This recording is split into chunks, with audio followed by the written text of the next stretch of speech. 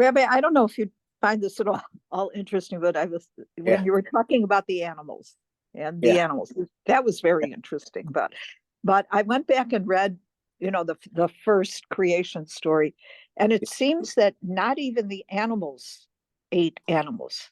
It, I don't know why that was interesting to me, because I always think of nature as, red tooth and claw on each other, Right. but it Right. seems that the herbs were I agree. also for the animals. And Yeah. And also there are some messianic visions that sound like that's what they're thinking, that they're not going to kill animals in the future. I don't know what happens to their incisors if that.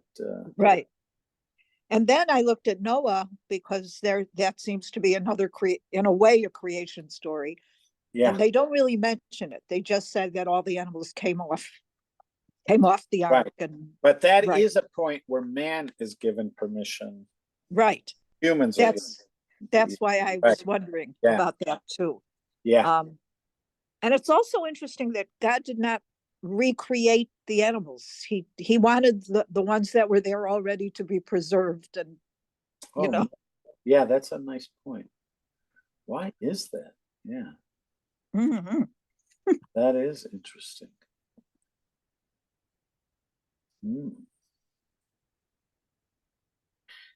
There isn't discussion about saving trees and plants. Oh. But there is somehow the trees survive it. But yeah.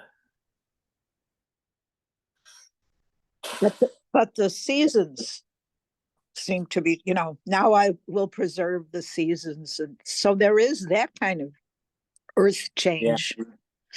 Yeah.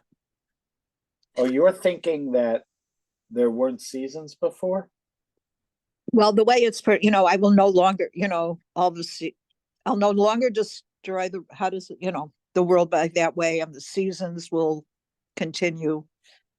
We can go back and look at it, but yeah. So, yeah, that thing about not starting over with animals.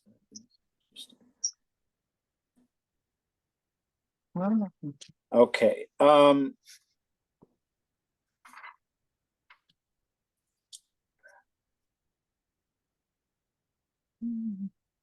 So we, I think, are gonna be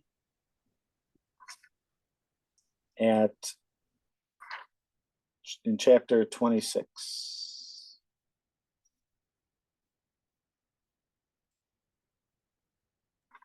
Yes. Estelle, you there? All right. You want to read, Lois? You have your chumash there? Yes. The beginning of 26? Yeah. Okay. Hashem spoke to Moses, saying, Phinehas, son of Eleazar, son of Aaron the Kohen, turned back my wrath from upon the children of Israel when he zealously avenged my vengeance among them. Wait, 26, yeah, we did. 26. Yeah. 26, not I. Yeah, you reading 26? No, you're right. You're right. You know what? In my chumash, the divining is, it says Parshas Pinchas, so I started there. Okay. Oh, I got it. Okay. It was after the plague. Hashem spoke to Moses and to Eleazar, son of Aaron the Kohen, saying, take a census of the entire assembly of the children of Israel from 20 years of age and up, according to their fathers' houses, all who go out to the legion in Israel. Moses and Eleazar, the Kohen, spoke to them in the plains of Moab by the Jordan near Jericho, saying, from 20 years of age and up, as Hashem had commanded Moses and the children of Israel who were coming out of the land of Egypt. Obviously, these are just men from 20 and up, I guess. Right. They're like, I guess you'd call them heads of household. Yeah. Reuben, the firstborn of Israel, the son of Reuben, of Hanach, the Hananite family, and Palu, the Paluite family, of Herzon, the Herzonite family, of Carni and Carnite family. These are the families of the Reubenites. Their count was 43,730. The son of Palu, Eliab, and the sons of Eliab, Nemuel and Dathan and Abiram. Oh, the same Dathan and Abiram who were summoned by the assembly, who contended against Moses and Aaron among the assembly of Korah when they contended against Hashem. Then the earth opened its mouth and swallowed them and Korah with the death of the assembly, when the fire consumed 250 men, and they became a sign. But the sons of Korah did not die. And we have the sons of Shimon, according to their families: Nemuel, the Nemuelite family, and Jamin, the Jamite family, and Jachin, the Jachinite family, of Zerah, the Zerahite family, of Shaul, the Shaulite family. These are the families of the Shemonite, 22,200. The sons of Gad. We are going to go through them all. Okay. Yeah, I guess so. Okay. Well, you already saw, look what we got from Dustin and Aviram. You can't, That's true. you don't know what's going to show up here. Also, just, so these are like clans. They're mentioning these families. You hear this often in the Torah, but I don't know if I've ever just paused to think about it. The notion of clans, because that's what these are, Mm-hmm. and that they're important enough that in the organization, so you'd have a tribe, then you have clans underneath the tribe, and those clan leaders are going to be important in the hierarchy of decision making, apparently. Okay, go ahead. Okay, I will. They're cousins, aren't they? And Yeah. you know, these Yeah. the sons of Gad, they'd be cousins. The reason I'm thinking that is because I just watched that movie, A Real Pain. Have you seen it or heard about it? I heard about it. I heard an interview with Jesse Eisenberg Yeah. on Fresh Air. I but thought it was worthwhile. You did? It. Yeah, I did. Was there, because it says there is some humor. What was it? Yeah, they're not mostly humor. It's mostly depressing. No, not in. It's not really depressing. Obviously, they do go to the concentration camp, but that's very depressing. But it's a cousin's relationship and how that can be strained, and yet you love them. It was realistic to me a little. So because and the most wonderful part of it is they play Chopin music throughout because it's in Poland. He loves Chopin. She asked him about it. Oh, she did. Talked about in the interview. He talked about it. Yeah. That was definitely a very mindful decision to play Chopin. Yes, I didn't realize the airport in Poland it was called the Chopin Airport. So anyway. I did not know that. Yeah. He got them to let him go in there in Auschwitz. No, it wasn't Auschwitz. It wasn't Auschwitz. It was Maidanek. Maidanek, or whatever it was. Yeah. He got them to allow him to film in there. Yeah. There's something about him that seems very genuine, Jesse Eisenberg, I guess. Yeah, it's true. It was yeah, I would say, see it. Anyway, we'll go to the sons of Gad, according to their families: Zephon, the Zephonite family; Haggai, the Haggite family; Shuni, the Shunite family; Ozni, the Oznite family; of Eri, the Erite family; of Arad, the Aradite family; Arili, the Aralite family. These are the families of the sons of God, according to their count, 40,500. The sons of Judah, and Onan. And Onan died in the land of Canaan. The sons of Judah, according to the family, were Shelah, the Shelonite family; of Perez, the Perezite family; Zerah, the Zerite family.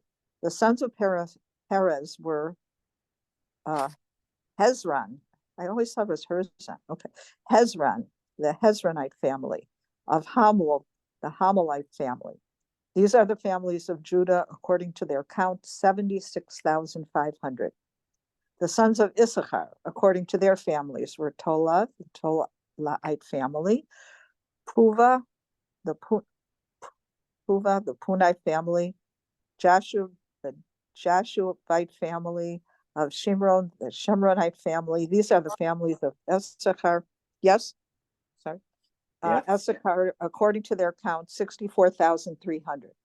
Yeah. The sons of Zebulun, according to their families, the Saradite family, Elon, the Elonite family. By the way, that's Sardi's restaurant. Sardi. Aha. Ahata Sardi. I'm glad they went on, sorry, Elonite family of Jahil, the Jahlite family. These are the families of the Zebulunite according to their count, 60,500. The sons of Joseph according to their family, Manasseh and Ephraim. The sons of Manasseh of Machir, the Machirite family, and Machir begot Gilead of Gilead, the Gilead family. These are the sons of Gilead. Of Yezer, the Yezerite family. Of Helek, the Helekite family.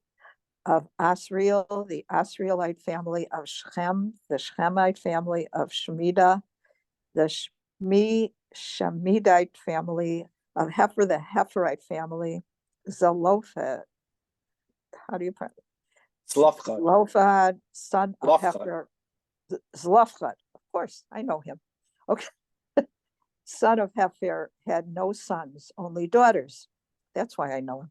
And the names of Zelophehad's daughters were Michah, Noach, Hoglah, Micha, and Tisra. These are the families of Manasseh and their count, 52,700.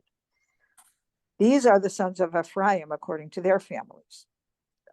Shuthalah and the Shuthalite family of Becher and the Becherite family of Tahan and the Tahanite family. And these are the sons of Shethula of Aaron and the Aaronite family. These are the families of the sons of Ephraim according to their count, 32,500. These are the sons of Joseph according to their families. Then the sons of Benjamin according to their family. Of Bela, the Belite family. Of Ashbel, the Ashbelite family. Of Ahiram, the Harimite family. The Shephufam family. Of Hufam, the Hufamite family. And the sons of Bela were Ard and Naaman, the Ardite family. Of Naaman, the Naamite family. These are the Do you agree that this Benjaminite family probably provided the inspiration for a lot of the names in the Lord of the Rings and that series? I wouldn't know. Bela, Ashbel, really? Shfupam, Chufam, Bela, Ard. Yeah, fits right in. Fits right into that. I think he got his inspiration from there. For some reason, the families of Benjamin. Okay. Interesting. Okay. These are the sons of Benjamin according to their families and their count, 45,600. These are the sons of Dan according to their families. Of Shuham, the Shuhamite family. These are the families of Dan according to their families. All the not many, huh? The Shuhamite one family. Yeah. You must admit that's interesting. Yes. Dawn, one family. And it was noted, eventually it's noted as a very populous tribe. The Shuhamites. Yeah. One family. That really sticks out. Yeah, go ahead. Yeah. The Shuhamite families, according to their count, 64,400. The sons of Asher, according to their families. Of Imnah, the Imnite family. Of Ishvi, the Ishvite family. Of Beriah, the Berite family. Of the sons of Beriah, of Heber, the Heberite family.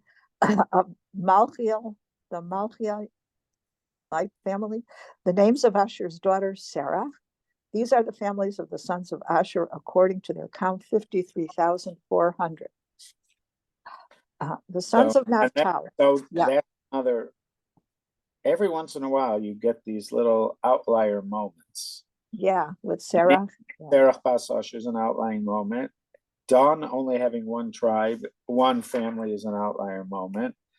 The mention of Slavchad and his daughters is an outlier moment.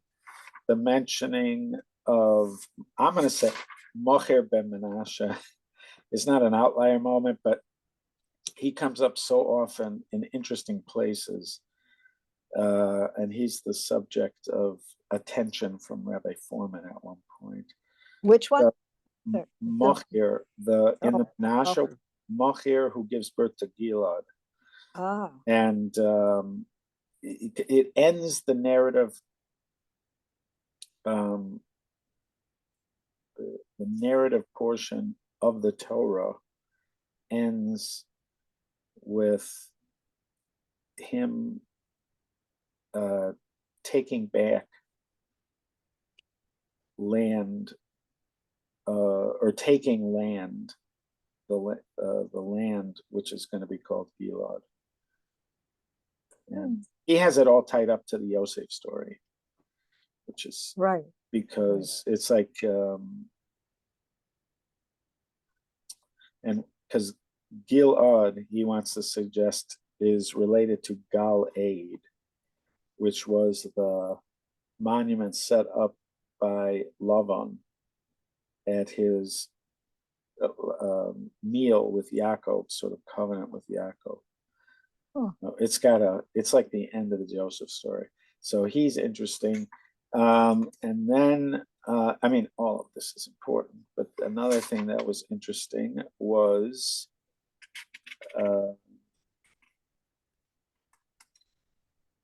the Dasan and Aviram departure, that whole thing, and the Korach story. So all those are sort of interesting in what should just be a list. But there's outlier moments even in a simple list. Okay. Yeah. Well, referring to other stories that we read. You know, right. What was interesting to me was that Judah, who we are mostly all descendants, his first two sons died, so maybe that's why there weren't that many, but concentrates so much more on the sons of Joseph. Yeah, that's interesting. You're right. Right. Yeah. At this stage, there's a lot, it seems like there's a lot more attention to Joseph than there is to Judah. Yeah, there is. Okay. I think I just have Naphtali left. Okay. The sons of Naphtali, according to their families, of Jazeel, the Jazeelite family, of Guni, the Gunite family, of Yezer, the Yezerite family, of Shelem, the Shelemite family. These are the families of Naphtali, according to their families, and their count 45,400. These are the countings of the sons of Israel, 601,730. So of all the names here, do you have a favorite? Because that Guni, I'm leaning into Guni as a good one. But there's Ard, and there's that list of Bella, Ard, and Namon, which is pretty good. But there's some good names here. But there's something about Guni that I'm finding particularly partial to. You like Guni? Yeah, okay. Not just because there was a movie, Goonies, but no, just Guni. I actually like Naaman, even though he's part of those Ard and Bella, but that's a nice name. Yes, it is. And there are a few of these that have come back. Also, there's a name for this, but I don't remember what that is, where you include God's name in a name. So there's not as much of that as you would think at this stage. It's gonna happen more, but like I'm looking just going down some of these names from the beginning, and you do have Eliav and Nemuel. They both have the Aleph Lamed name. But then, yeah, so you have Nemuel. You don't have that much in these names. R-L, but I don't know how that works. Azriel. Yeah. Yeah.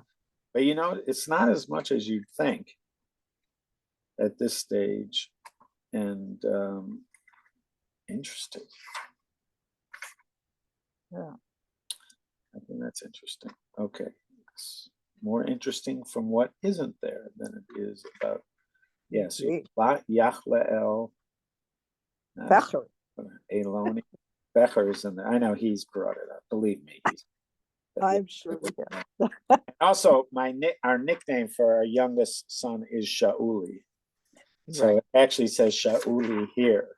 They call him the Shauli family. So he's very proud of this parsha too. Well, there's more here than meets the eye. Okay. All right. So now let's move forward in this. Do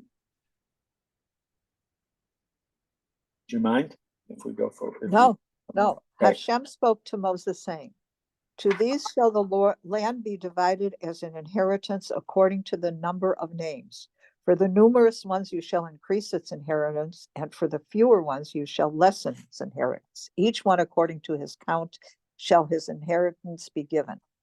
Only by lot shall the land be divided. According to the names of their fathers' tribes shall they inherit. According to the lot shall one's inheritance be divided between the numerous and the few." So how did that work?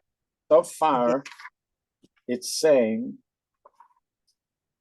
that there is going to be like a proportional division, but it's going to be determined by a lottery.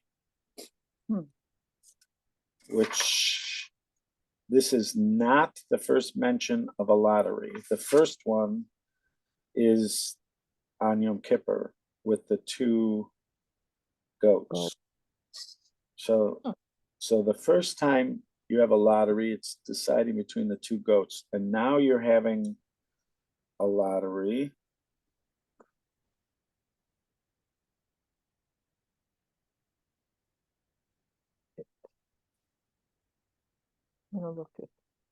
Rashi says that he spoke about this earlier in 54. 1 second.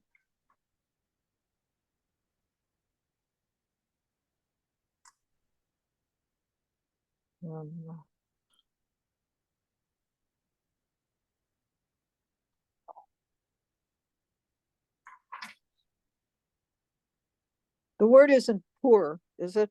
For lot? No, No. Gorau. Poor is a Persian. A Persian word. Hu ha-gorau. Poor. Even there, the Megillah identifies it as a Persian word for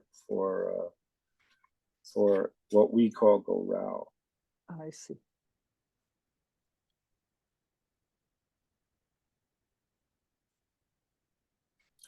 Where does he say this?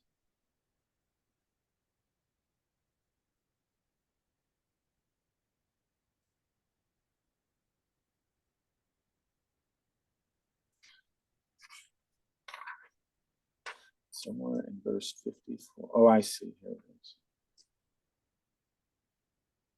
Is it? So Rashi says that the way it happened, obviously he's basing this on Medrash or Midrashim. So he says the understanding is that this is going to be the divine decision. So Rashi says Elazar the Kohen was wearing the Urim V'Tumim, and then he says with Ruach HaKodesh,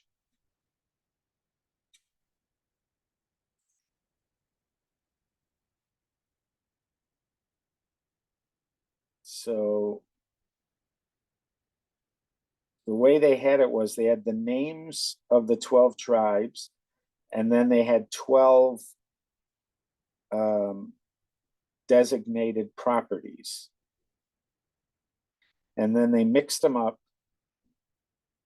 And then the representative from each tribe would put his hand in there and take two.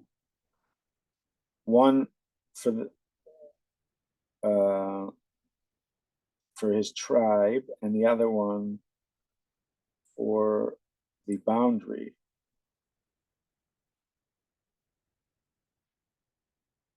And then, whatever this means, he said it sounds like the sorting hat kind of thing, because the lottery device itself would shout out and say, "I am the lot."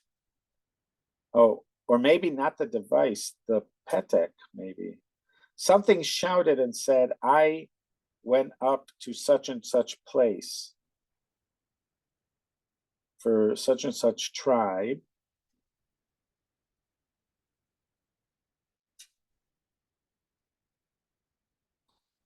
So that description, which seems to come from the Midrash Tanchuma, that sounds very much like the sorting hat in Harry Potter. Lahavdil Elef Alfei Avdalos.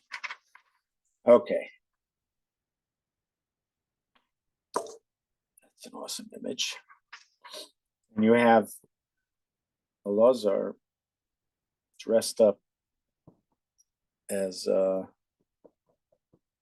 with the Urim Batumim. I like it. That's a good image. There's a lot going on there. Okay. So it seemed, all right, so there is some kind of a goral.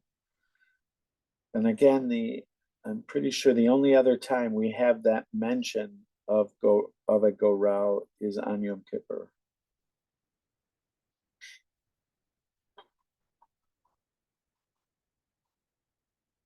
In the 5 books. It's such a different kind of thing, though. I agree. Picking a golden, yeah. I mean, I agree.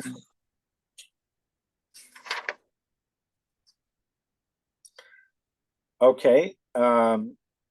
Please go ahead. so they would look at the total number of people, and let's say you were picking for the tribes of Naphtali. So he has less than the Right. So whatever. Yeah.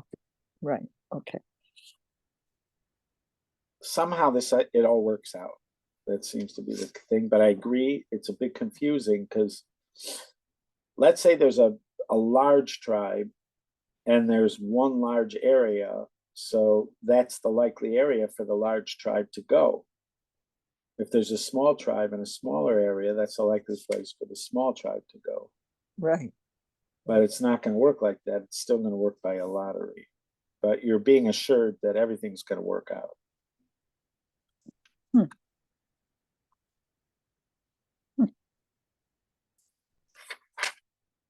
Very weird.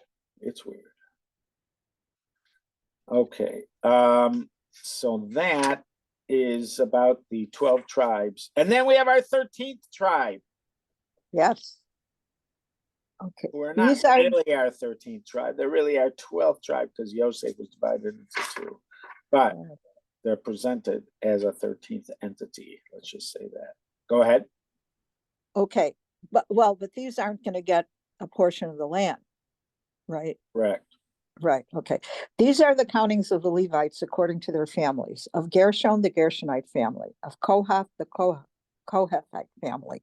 Of Merari, the Merarite family. These are the Levite families. The Libnite family, the Hebronite family, the Malite family, the Mushite family, the Korahite family, and Kohath begat Amram. The name of Amram's wife was Yocheved, daughter of Levi, who was born to Levi in Egypt, and she bore to Amram Aaron, Moses' and their sister Miriam.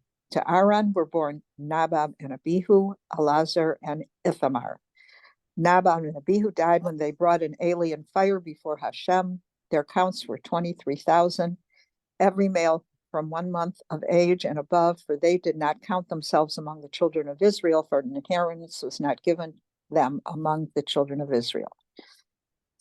These are the ones counted by Moses and Elazar the Kohen, who counted the children of Israel in the plains of Moab by the Jordan near Jericho. And of these, there was no man of those counted by Moses and Aaron the Kohen, who counted the children of Israel in the wilderness of Sinai. For Hashem had said to them, they will surely die in the wilderness, and not a man was left of them except for Caleb and Yehoshaphat and Joshua, son of Nun. Wow. Okay. The daughters of Salachad, son of Hefer, son of Gilead, son of Machir, son of Manasseh, and the families of Manasseh, son of Joseph, drew near. And these are the names of the daughters. Again, Mahlah, Noah, Hoglah, Milcah, and Tisra. And they stood before Moses, before Elazar the Kohen, and before the leaders of the entire assembly at the entrance to the tent of meeting, saying, our father died in the wilderness, but he was not among the assembly that was gathering against Hashem in the assembly of Korah, but he died of his own sin, and he had no sons. Why should the name of our father be omitted from among his family because he had no sons? Give us a possession among our father's brothers. And Moses brought their claim before Hashem. Okay, Hashem said, All right, okay, pause yeah. here. Okay. All right, so we've had, at this point, we had a counting. This counting is not the first time that people were counted.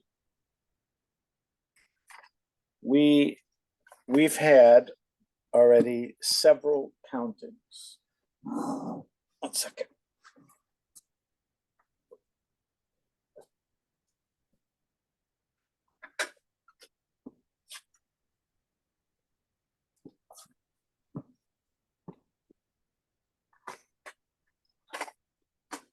So the first counting we have in the book of Exodus, in the Torah portion of Kisisa. Or at least it discusses the counting there. So there,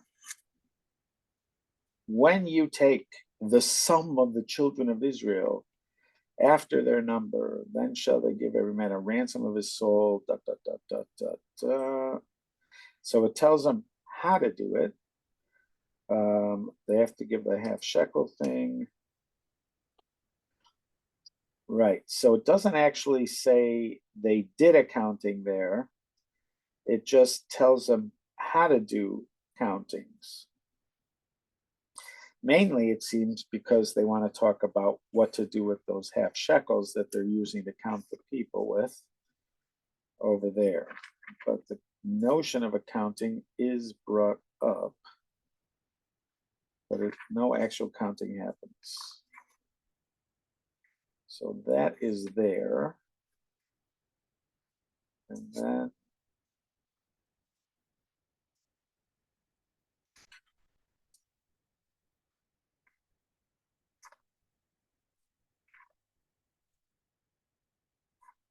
so is the first one in Bamidbar?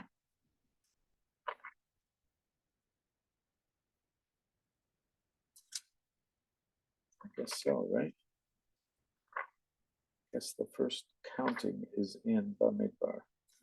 So there, so it talked about counting in Kisisa, but an actual accounting of the people is in the first chapter of Bamidbar. So we're talking about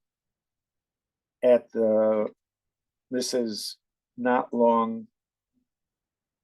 This is the second month of the year. So this is Iyar in the second year. So this is a year after they left. It's a year after they left, a month a month and a year after they left when they do the first count. And there it seems like they're counting the people to prepare to enter the land of Israel. And then there's this big delay. And now, so now would be the second official counting. Again, it does mention counting in Kisisa, but it doesn't go through an official accounting of accounting. Okay, so this would be the second counting that we're going through.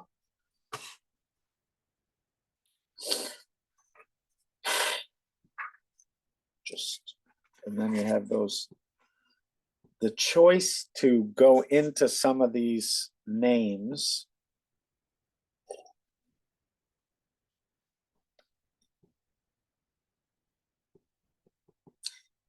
I mean, the daughters of Tzlofchad, you could say, was preparing us for the story that's about to happen.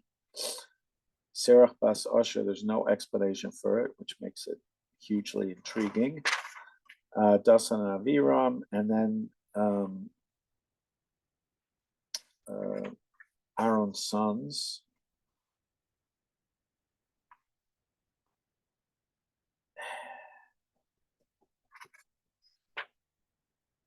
It does also mention Yocheved, because she's Moshe's mother, Moshe and Aaron, etc.'s mother. So of the women that are mentioned, Yocheved and Miriam are mentioned. Sarach Bas Osher is mentioned. The 5 daughters of Tzlofchad are mentioned.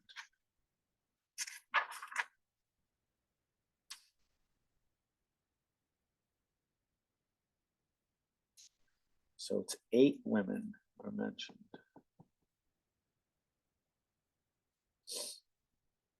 That's it.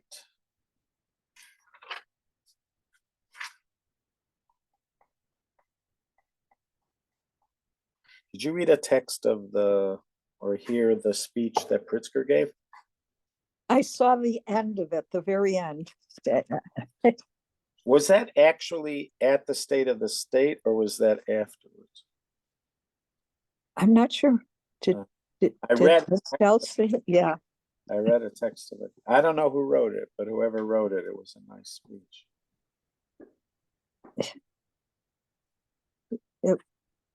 It was very strong statement. Yeah, it was like one of these speeches that is remembered for the ages. Hopefully not because of the terrible disaster, but it was a warning sign. He used the Holocaust. He used the Skokie, the march in Skokie. That was his launch point. Oh, I'm gonna go listen to it. Sure, I could get. It's worth it. It's worth it. Who made the speech? Who was Pritzker, Governor Pritzker. Governor Oh, So it began. what was?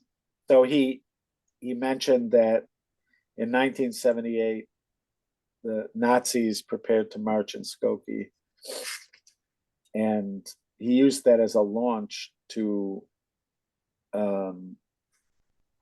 warn the nation that what we are witnessing right now is eerily similar to the rise of Nazism in Europe.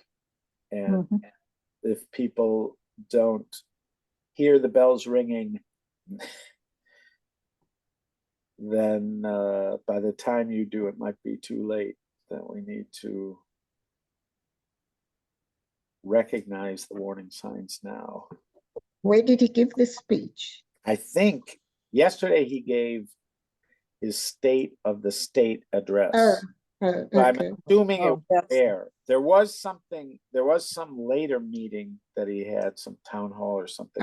I don't know where he gave it, but I read the text of it and it was moving. Where can one read the text of it?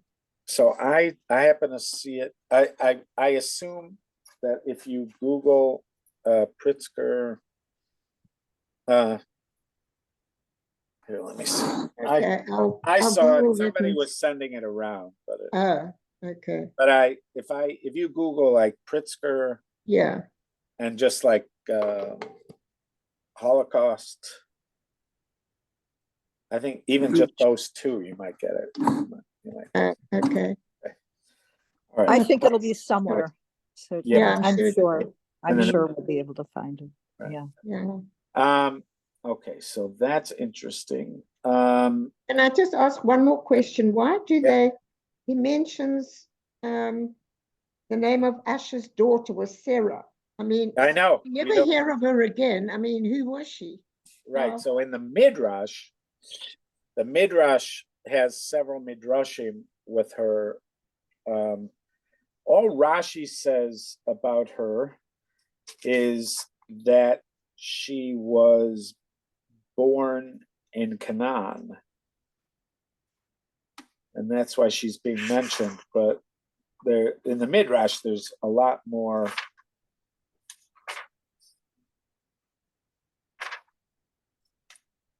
Rashi said she's still alive. She's listed because she's an actual daughter of Asher. But in the Mishnah, for instance, not Mishnah, in the Midrash, there's a Midrash where Moshe is looking for the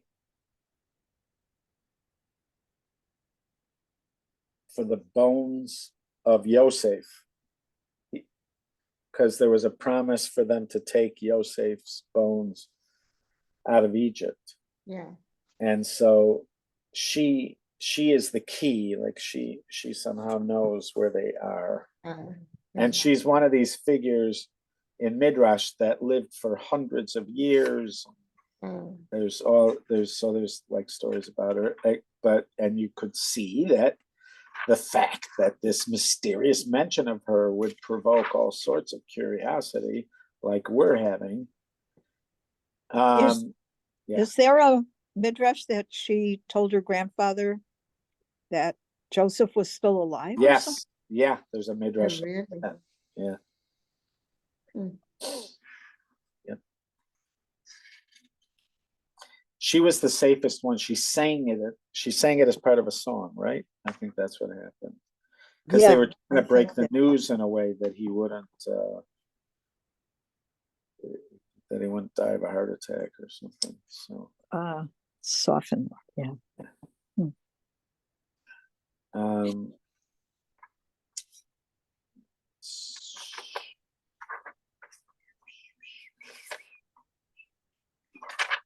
Okay, so anything else before we go there? Okay, and then Tzlafchad. So Tzlafchad is mentioned as the head of a family, and his daughters are now going to make an appeal to Moshe, but we don't know anything about Tzlafchad. I mean, the Gemara is going to speculate about him, but we don't know anything about him other than this story from the Torah itself. Okay, and then they approach Moshe and they appeal what would likely happen, which is that their father's not going to be represented because he died and he doesn't have sons.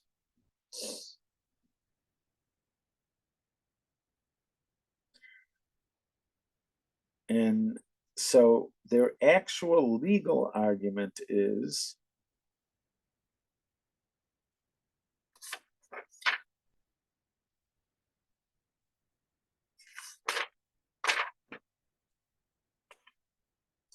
why should our father's name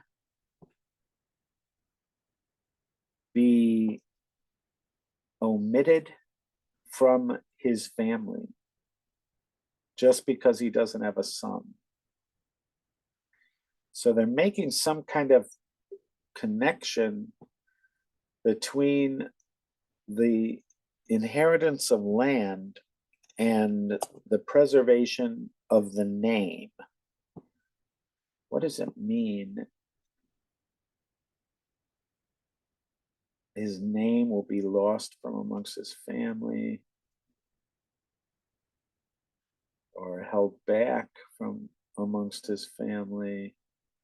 So there's some kind of connection between name and land.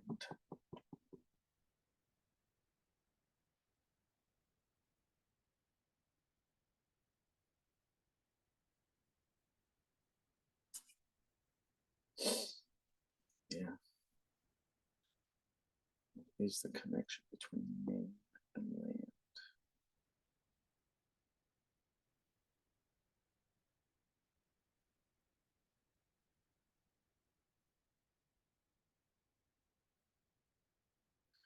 Okay.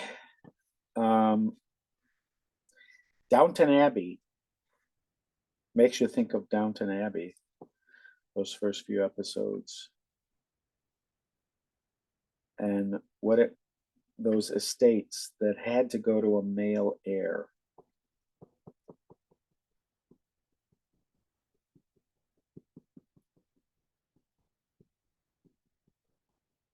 Did they not learn from the Bible, those people?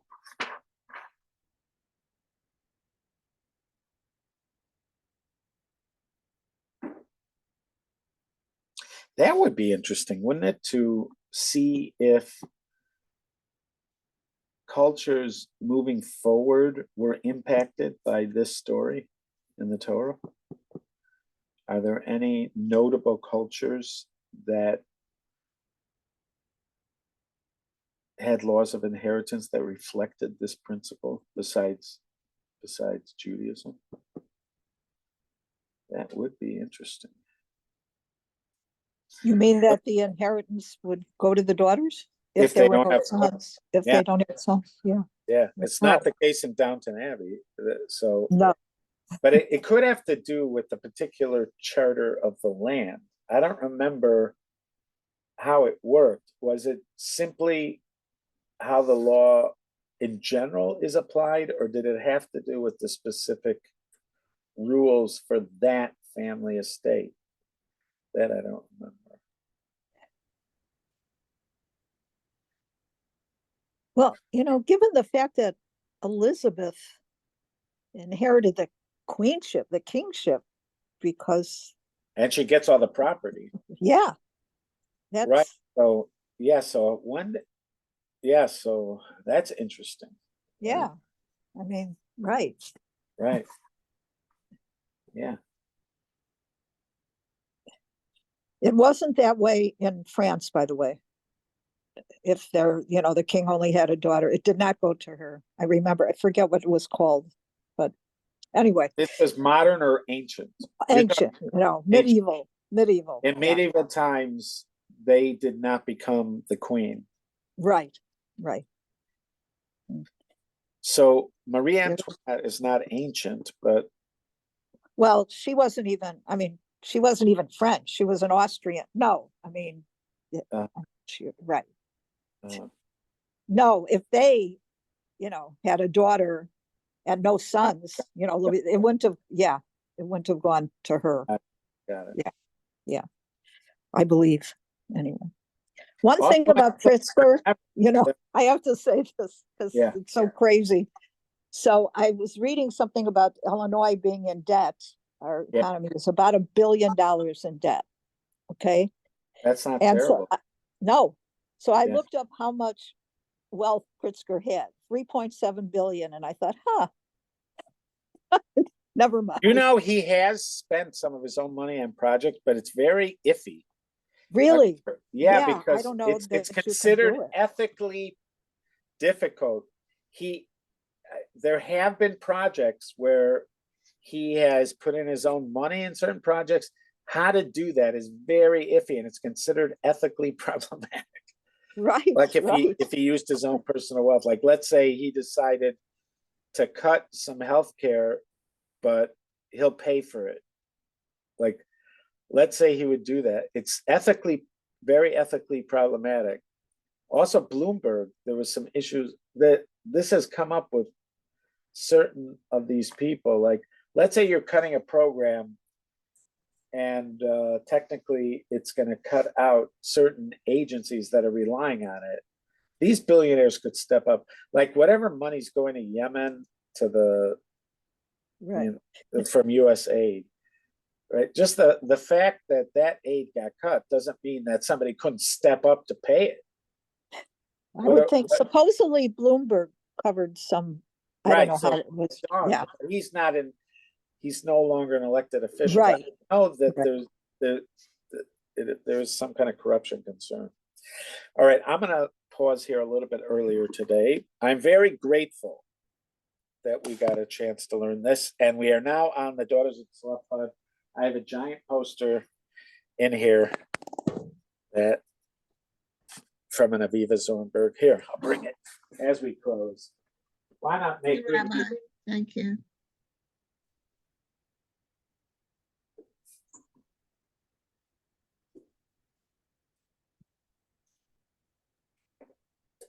What is this?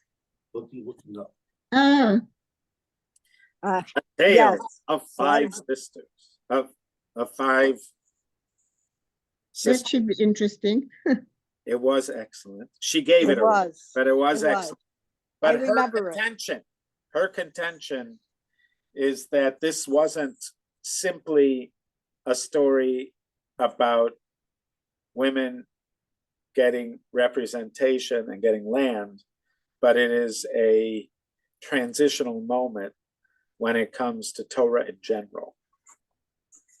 How law is decided, and this was a seminal moment, very, very important moment when it comes to transmission of Torah. All righty. Thank you. Be well, Thank you guys. so Thanks, much. Rabbi.